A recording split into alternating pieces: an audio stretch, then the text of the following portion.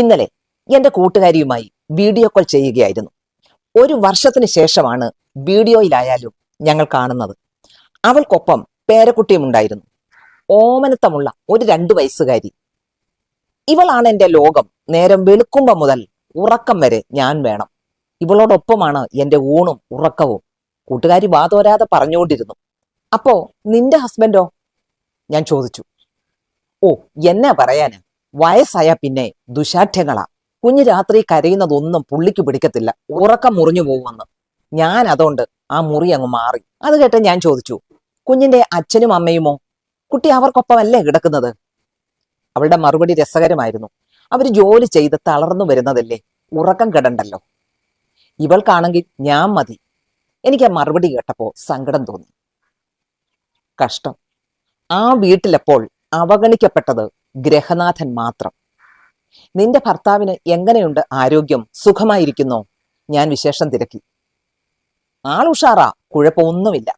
അങ്ങനെ സംസാരിച്ചുകൊണ്ടിരിക്കുമ്പോൾ അവൾക്ക് പിന്നിലൂടെ മുറിയിലേക്ക് വന്ന അദ്ദേഹം വീഡിയോയിൽ പ്രത്യക്ഷപ്പെട്ടു. അദ്ദേഹം എന്നോടൊരു ഹായ് പറഞ്ഞു. സുഖമാണോ ജോളി? ഭർത്താവിനെ എന്റെ അന്വേഷണം അറിയിക്കണം എന്ന് പറഞ്ഞ് അപ്രത്യക്ഷനായി.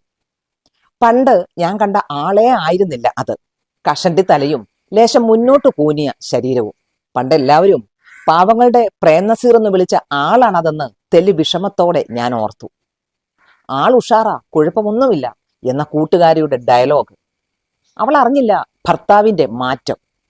എന്നും കാണുന്നവരിൽ ഉണ്ടാകുന്ന മാറ്റം നമ്മൾക്ക് മനസ്സിലാവത്തില്ല. അതാണ് കാരണം. നമ്മുടെ കുട്ടികൾ വളരുന്നതൊന്നും നമ്മൾ തിരിച്ചറിയുന്നില്ല. ഒരാഴ്ചത്തെ ഇടവേളയിൽ എവിടെങ്കിലും പോയി തിരിച്ചെത്തിക്കഴിഞ്ഞാൽ അവരെ ഒന്ന് കാണുമ്പോൾ നമുക്ക് അത്ഭുതം തോന്നും. നീ അങ്ങ് നീളം വെച്ചു, മെലിഞ്ഞുപോയി എന്നൊക്കെ അപ്പോൾ നമ്മൾ കമന്റ് പറയും. ദീർഘകാലം ഒപ്പം ജീവിക്കുന്ന ഭർത്താവിലെ മാറ്റങ്ങൾ തിരിച്ചറിയുന്ന എത്ര പേരുണ്ട് നമ്മൾക്കിടയിൽ? ഇടയ്ക്കെങ്കിലും അദ്ദേഹത്തെ ഒന്ന് ശ്രദ്ധിക്കാറുണ്ടോ? പണ്ടത്തെ ആ ചുള്ളൻ, കഷണ്ടിക്കാരനായതും കുടവയർ വെച്ചതും നടക്കുമ്പോൾ കാലിടറുന്നതും കണ്ടില്ലെന്നുണ്ടോ? ശബ്ദം ഇടയ്ക്കിടെ ഇടറുന്നതും കേൾവി കുറഞ്ഞതും ഓർമ്മ മങ്ങുന്നതുമൊക്കെ തിരിച്ചറിയുന്നില്ലെന്നുണ്ടോ? അത് നമ്മളല്ലെങ്കിൽ പിന്നെ ആരാണ് ശ്രദ്ധിക്കാൻ? ഇണയെന്നും തുണയെന്നും ഒക്കെ പറയുമ്പോൾ ഇതൊക്കെ കൂടെയാണ്. ഭക്ഷണം വെച്ചു വിളമ്പി കൊടുക്കുന്നതും തുണി നനച്ചു കൊടുക്കുന്നതും മാത്രമല്ല തുണ എന്ന് പറയുന്നത്. മധ്യവയസ്സ് പിന്നിട്ടാൽ അല്ലെങ്കിൽ കൊച്ചുമക്കൾ ഉണ്ടായിക്കഴിഞ്ഞാൽ അപ്പനും അമ്മയും 2 മുറിയിലോട്ട് കിടപ്പ് മാറ്റും. അവർക്കൊപ്പമുള്ള വല്യപ്പച്ചനും വല്യമ്മച്ചിയും 2 മുറിയിലോട്ട് കിടപ്പ് മാറ്റും. അതെന്തിനാണെന്ന് എനിക്ക് മനസ്സിലാവുന്നില്ല. കൊച്ചുമക്കളെ കെട്ടിപ്പിടിച്ചോണ്ടാണ് പിന്നെ മുത്തശ്ശിമാരുടെ കിടപ്പ്. മക്കളെ അവരുടെ അച്ഛനമ്മമാർ വേണം കെട്ടിപ്പിടിക്കാൻ. ഉറങ്ങാൻ കിടക്കും വരെ ലാളിച്ചോളൂ. പക്ഷെ കിടക്കാൻ നേരം അവനവന്റെ ബെഡ്റൂമിൽ ഭർത്താവിനടുത്ത് തന്നെ കിടന്നുറങ്ങണം. വയസ്സാവുമ്പോഴാണ് മനുഷ്യർക്ക് ശരിക്കും കൂട്ടുവേണ്ടത്. ഉറക്കം അകലെയായി പോകുന്ന രാവുകൾ. അപ്പോൾ ഒന്നും മിണ്ടിപ്പറയാൻ.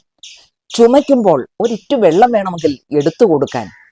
കാല് കോച്ചുമ്പോൾ ഒന്ന് തടവി കൊടുക്കാൻ. ആരുമില്ലാതെ അനാഥനെ പോലെ അങ്ങേരെ ഒരു മുറിയിൽ കിടത്തരുത്.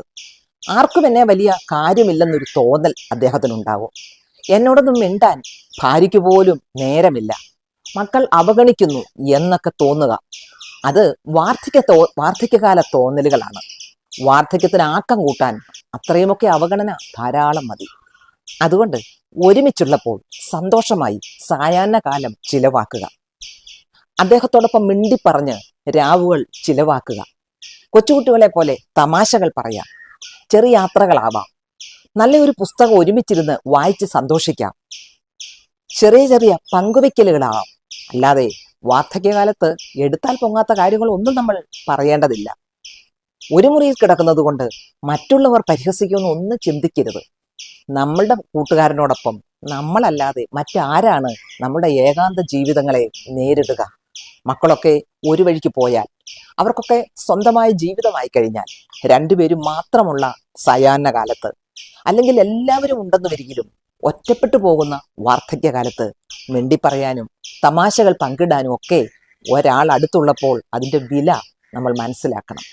കൈമോശം വന്നതിന് ശേഷം കരഞ്ഞിട്ടോ ഓർത്ത് വിലപിച്ചിട്ടോ ഒരു കാര്യവുമില്ലെന്നേ. അതിനു മുമ്പ് ആഹ്ലാദത്തോടെ ജീവിക്കുക, ഉല്ലാസത്തോടെ ജീവിക്കുക. എല്ലാറ്റിനും ഈശ്വരന് നന്ദി പറയുക. Thank you for watching my video. വീണ്ടും കാണാം.